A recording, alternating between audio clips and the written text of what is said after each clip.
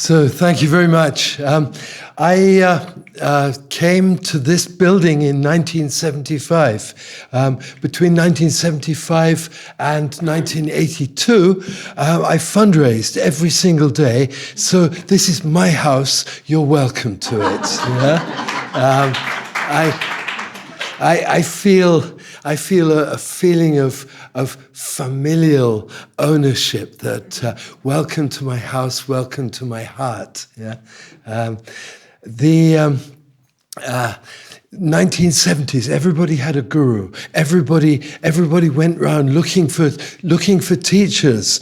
I studied transcendental meditation, and I met the founder in the inauguration of the World of Enlightenment at the Royal Albert Hall in 1982, and we meditated together. Yeah, and the voice in my head said, "This is not your Satguru. This is not the person you should be following. Find somebody else."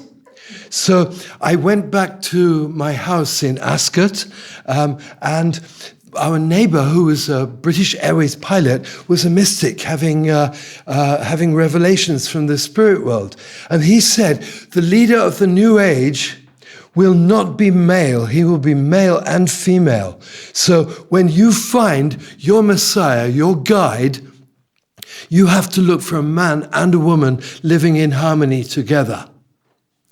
So my internal guide was Swami Yogananda. Yogananda, who died in 1952, used to talk to me in spirit, and I was born in 1954. So I was always looking for my Sadguru. I was a very mystical person. I would walk to a crossroads in the street, hold my hands up, and whichever hand was warm, I would go that way. And I would always meet the right person at the right time. We even met on the tube today at the right person at the right time. So I was not surprised. I was delighted. Yeah? So when I met Reverend Moon, he said that the purpose of life is mind and body unity, to have a holy mind and a holy lifestyle. Yeah, there should be no contradiction. The purpose of life is that a holy man would love to find a holy woman and make a holy family. So I will guide you into forming your family. And I was blessed in 1982, along with 2,075 couples in Madison Square Garden, under the topic of world peace through ideal families.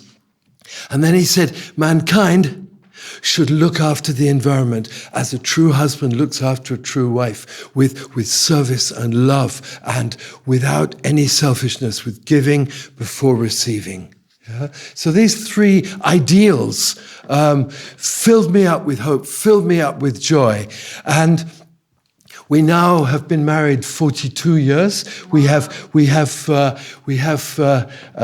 children and 5.5 grandchildren. I am truly blessed in so many levels. In 1983, I was asked to go to India as a missionary. At the time, I was an audiovisual technician in a TV studio in London. And my wife said, "What do you think about this outrageous idea of going to India as a charity worker?" And I said, "My whole life has been prepared for it. We're going. I will sell my TV studio, and with the money that I make, I will serve until I die." So we went out on a 6-month visa. We didn't come back for 7 years. I worked in the early 80s with the Afghan refugees when the Soviet Union had expelled them from Afghanistan. And they'd all gone to Pakistan, India, and Turkey at the time. And they tried to make me a Muslim. Yeah, you've got to become a Muslim. I was listening to your talk about religion on the externals causes suffering and causes pain and causes dukkha. And I hate religion. I love faith. I love spirituality. Religion is pernicious. I don't ever say that in public, or did I? What's that? This is not public. No, this isn't public. This is family. Yeah, this is family. So one day I was watching the film, The Messenger. Yeah, the Afghans wanted me to become a Muslim. I've read the Quran many times, mainly at their urging, And I then had a sort of revelation about the Prophet being given a mission by God and getting very confused, getting absolutely freaked out. I found out this year that when he had his first revelations, he went to his wife, Khadija, and she put her cloak over his head and said, "You are chosen by God. You're not going mad. So be brave and become a prophet." Yeah? She was the mother of compassion.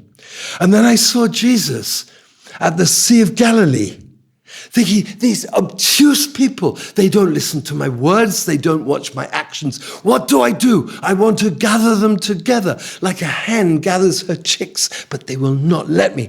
What do?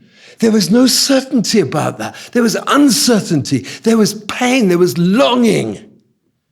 And then I saw Reverend Moon in a communist prisoner of war camp in North Korea. Reverend Moon and his wife, Mrs. Moon, come from North Korea. And they came from Hungnam in the northeast of Korea, through Pyongyang, through Seoul, and down to a refugee camp in Busan in the very south. They were also chosen to be religious leaders and spiritual guides for mankind. What a commission!